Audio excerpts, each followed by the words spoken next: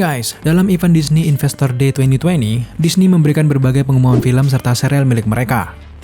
Tak hanya Pixar dan juga Star Wars, Marvel juga mendapatkan kesempatan untuk mengumumkan beberapa proyek terbaru mereka di satu panel yang dibawakan oleh Kevin Feige, presiden dari Marvel Studio.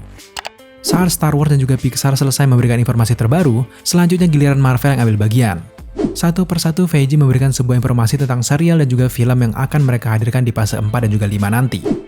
Salah satu yang menarik perhatian kita, Kevin Feige mengkonfirmasi ada seorang aktor peraih Academy Award atau Oscar yang secara resmi akan menjadi salah satu cast dari Thor Love and Thunder, yaitu Christian Bale. Kevin Feige menyebutkan bahwa Bale akan memerankan seorang villain dalam film ini yang bernama Gorr atau yang sering disebut dengan The God of Butcher.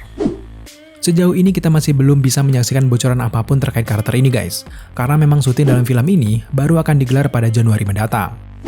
Namun untuk para cast, sepertinya akan segera hadir semua di Australia, di mana negara Australia akan menjadi pengambilan gambar untuk film ini. Sebelum kita menyaksikan bagaimana aksi Christian Bale memerankan The God of Butcher, sekarang mari kita bahas lebih mendalam asal-usul dari Gorr. Karakter Gorr ini pertama kali diperkenalkan pada tahun 2013 dalam komik Marvel yang berjudul Thor God of Thunder bagian 2. Karakter ini diciptakan oleh Jason Aaron, seorang penulis asal Amerika yang juga menggarap beberapa cerita Marvel komik. Komik Thor milik Jason Aaron ini juga menginspirasi Taika Waititi dalam membuat film Love and Thunder. Balik lagi ke karakter Gorr, Gorr ini sendiri lahir di sebuah planet tanpa nama. Ia bukanlah seseorang yang terlahir kaya raya.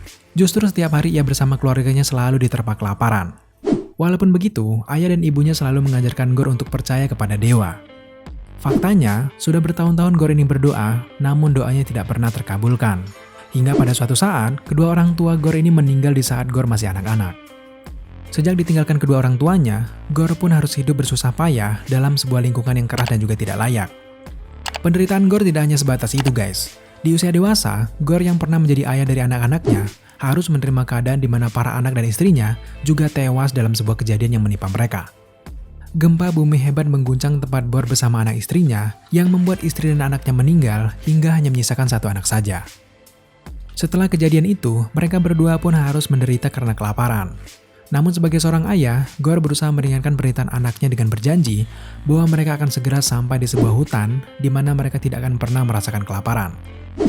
Mengalami kesedihan yang cukup dalam karena harus kehilangan istrinya, Gorr pun kehilangan akal sehatnya guys. Bertubi-tubi ditimpa kesialan, pikiran Gorr ini juga dipenuhi dengan rasa marah dan juga dendam kepada dewa-dewa. Ia bahkan bersumpah bahwa tidak akan ada lagi orang yang akan merasa dibohongi oleh hal-hal takhayul para dewa seperti dirinya. Mulai saat itu, ia tidak pernah percaya lagi dengan keberadaan sang dewa. Di satu momen, saat Gorr ini sedang berjalan di tengah gurun, Gorr pun berdoa agar ia mati secepatnya karena ia merasa tidak memiliki tujuan hidup lagi. Tapi tanpa sengaja, Gorr ini menyaksikan pertarungan dahsyat antara dewa.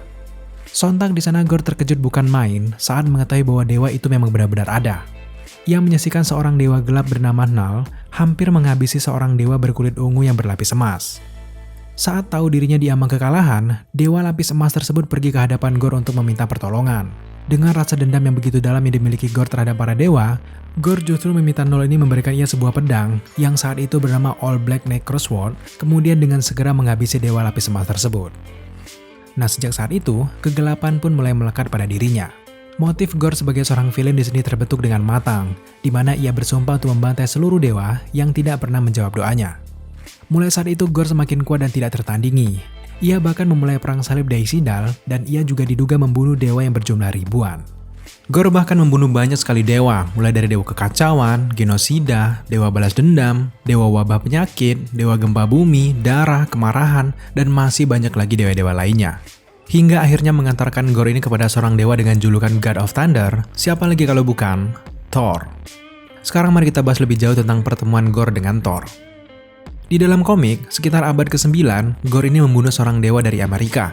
Tubuh dewa yang sudah tidak bernyawa tersebut terbawa arus dari pantai Islandia. Nah, pada akhirnya, jasad tersebut ditemukan oleh Thor. Di kemudian hari, saat menemani rombongan penyerangan Viking ke Rusia, Thor lagi-lagi menemukan beberapa dewa Slavia yang tewas. Tanpa diduga-duga, Gorr tiba-tiba datang kepada Thor dan memulai pertempuran. Dengan kemampuan bertarung yang luar biasa kuat dan juga brutal, Gorr nyaris membuat Thor ini tewas guys. Namun pada akhirnya, Thor ini berhasil selamat dengan membuat satu sambaran petir yang membuat mereka berdua ini terpental. Setelah pertempuran itu, Gorr lari dan mengasingkan diri ke sebuah gua untuk proses pemulihan. Setelah pulih, Gorr akhirnya berusaha untuk mencari Thor kembali. Dengan mengulangi pertempurannya kembali, kali ini Gorr berhasil unggul dari God of Thunder. Ia akhirnya mengurung Thor di goa, serta menyiksa Thor selama 17 hari lamanya. Gorr menyiksa Thor selama 17 hari itu, dengan tujuan agar Thor ini mau mengatakan di mana Asgard berada.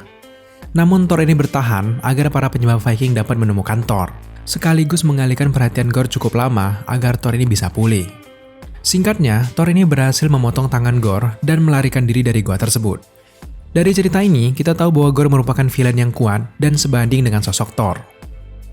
Gorr tidak sekedar hanya hebat dalam pertempuran, tapi juga pandai membuat pasukannya sendiri. Ia bahkan bisa merekrut pasukan dalam pertempuran besar maupun kecil, yang mana membuat Gorr semakin unggul dan tidak pernah terkalahkan.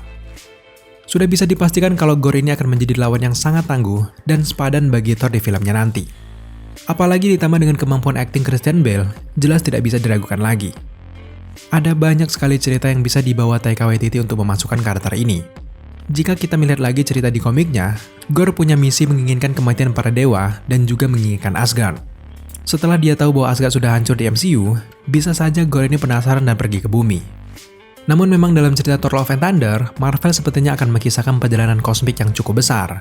Seperti yang sudah kita ketahui, Thor akan berpetualang bersama Asgardian untuk memulai ceritanya yang baru. Ada banyak sekali cerita soal kosmik yang bisa diangkat ke dalam film ini. Yang jelas nantinya kita akan dibawa ke tempat-tempat yang masih asing bagi kita, atau ke tempat yang belum pernah diceritakan sama sekali oleh Asgardian, bahkan di Guardian of the Galaxy. Mari kita bersabar menunggu dan menyerahkan bagaimana ceritanya akan dibuat, karena memang kita tahu bahwa Marvel ini kerap sekali membebaskan para sutradaranya untuk menciptakan dunia baru dan juga cerita baru. Thor Love and Thunder akan menjadi penutup film di fase 4. Film ini juga digadang-gadang akan menjadi film yang berskala besar, seperti Endgame dan juga Infinity War. Thor Love and Thunder tidak hanya fokus pada Thor dan juga Gorr saja, tapi juga akan menampilkan seorang hero baru Mike Titor yang akan diperankan oleh Natalie Portman. Untuk menantikan semua kejutan-kejutan itu, jelas kita harus bersabar sampai filmnya rilis, tepatnya di bulan Mei 2022. Oke guys, itulah sekilas dari asal-usul Gorr yang akan diperankan oleh Christian Bale. Jika kalian punya pengetahuan lain, jangan segan-segan untuk tambahkan di kolom komentar di bawah. Terima kasih kalian sudah menyaksikan video kali ini. Jika kalian suka dengan konten seperti ini, jangan lupa dukung kita dengan cara subscribe, like, komen, dan share, serta jangan lupa juga untuk nyalakan notifikasi agar kalian mengetahui apabila The Last Screen mengupload video setiap harinya. Thank you guys.